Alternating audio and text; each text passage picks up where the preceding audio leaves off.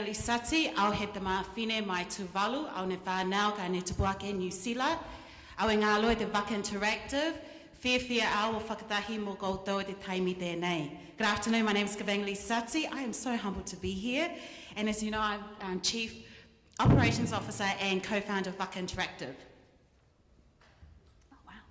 Okay, so my presentation is actually going to address 3 key questions. First one is, what pathway did I take that actually led me to tech? Second, what do I do in my day-to-day role? And third, what message do I want to leave with you? With the hope that throughout my presentation, I want you guys to think of 3 simple keywords. Decisions determine destiny. Okay, so being the eldest of 8 and having a strict Polynesian father who actually raised his family in startup worlds and the entrepreneurship and business, it actually dawned on me that I was always going to choose a career path that was a combination of all 3. And in saying that, believe it or not, my pathway into tech actually started with a Facebook voice message, and this message was from Jesse Armstrong, who actually had a app idea, and he was wanting to bring the teams together. And at that time, he was in America, Jordan was in Brisbane, Andrea was in Melbourne, and I was here in New Zealand. And in January 2017, we all came back to New Zealand for personal reasons, but also to start this app company. Okay, to cut the story short, we actually were connected to Pacific Business Trust, business growth specialist Richard Taurima, bless your heart, who actually mentored us, who connected us to Mahuki, which is the world's first cultural accelerator, and that is where we were able to pretty much figure out what is it that we needed to do to help with the museum visitors. We actually came across the word pivot, and in the startup world, pivot is a change in strategy. And so Richard advised us, hey, you guys got to cut the app idea and come up with some idea, and that's where we came with interactive portraits. Okay, so this is Claudia. She's our second prototype, and she's 12 years old from Invercargill.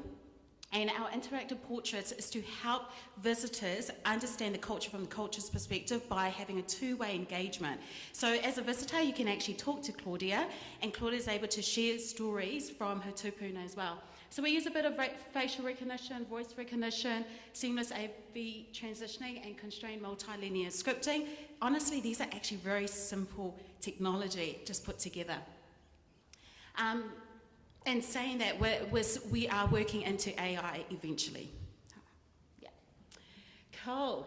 Okay, so from this opportunity at Vaka Interactiv, we've received interest from museums here in New Zealand and Australia. In addition to that, we also have received interest from Ministry of Health, Ministry of Foreign Affairs, Trade and Foreign Affairs, New Zealand Trade and Enterprise, and also from Egypt, China, Singapore, and Canada.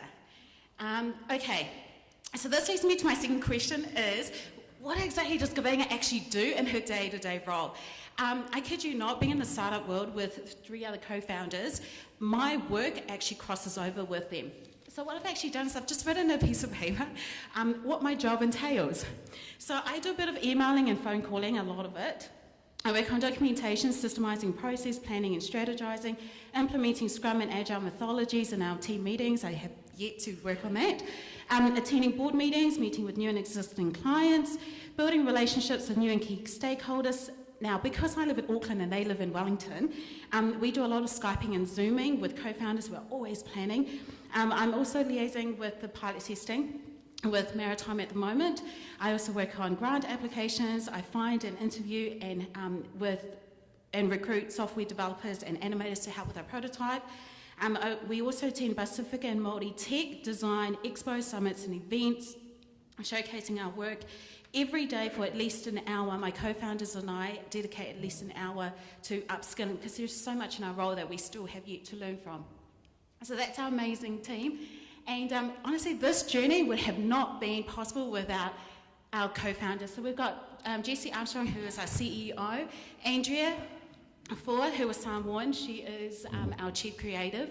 We've got Jordan Tupuola, who is our Chief Technology, he is Samoan, and then there's me, who's Tuvaluan. And then we've got a board of mentors who are, honestly, they just inspire, challenge, and they actually believe in us, and that's what we are most appreciative of. Okay, so this leads to my final question is, what message I honestly want to leave with you guys? When I was asked to be part of this panel, I felt quite iffy. And the only reason being is because my role out of the 4 co-founders is the least ideal tech role in the tech industry, right? And then one of my good friends, Jamin Busby, bless his heart, he actually said, you know what, Kaveinga, your role gives hope to other Pasifika that if they want to get into the tech, they don't necessarily have to know how to code. And that really dawned on me even more because at this, I think being a Pasifika, we tend to look at coding as something, you know, but in reality there are other pathways that in the New Zealand sector tech is available.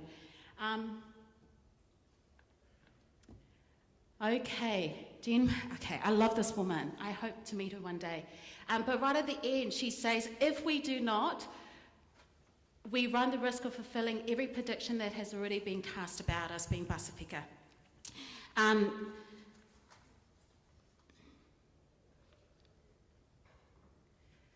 Okay, my final message is, at the end of the day, opportunities come because of the choices we make.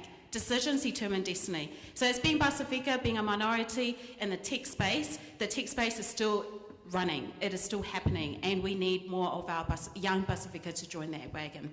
So hope that you guys can really break that status quo and join that wave with me. Thank you.